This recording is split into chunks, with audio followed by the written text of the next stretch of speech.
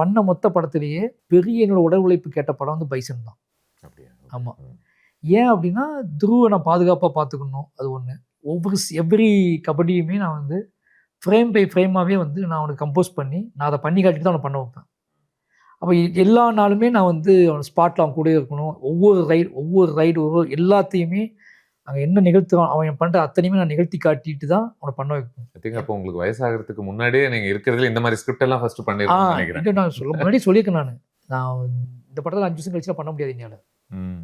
நான் துருட்டே சொன்னேன், இந்த படம் இப்போ பண்ணால் உண்டு, 5 வருஷம் கழிச்சுனா பண்ண முடியாது, இந்த படத்தை 2-3 வருஷம் கழிச்சுலாம் பண்ண முடியாது என்னால். அப்படி பண்ண படம் பைசன். பட் இது வந்து வாழை தான் எனக்கு கொடுத்துச்சு.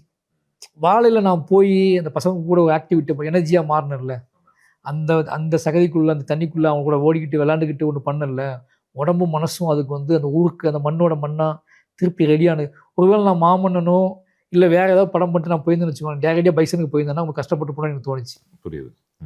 எனக்கு வாழை பண்ணிட்டு பைசன் போகும்போது அப்படியே ரூட்டடாக அப்படியே நேராக அப்படியே போன மாதிரி ஒரு ஃபீல் இருந்துச்சு. அப்படியே கண்டினியூஸாக வளர்ந்து அப்படியே அங்கே போன மாதிரி இருந்துச்சு. இங்கேருந்து அப்படியே தூக்கி போட்டு வாழைத்தாக தூக்கி போட்டுட்டு நேராக சட்டையை கட்டி போட்டு விளையாட ஓடுவோம்ல, அந்த மாதிரி விளையாட ஓடின மாதிரி ஒரு ஃபீல் தான்.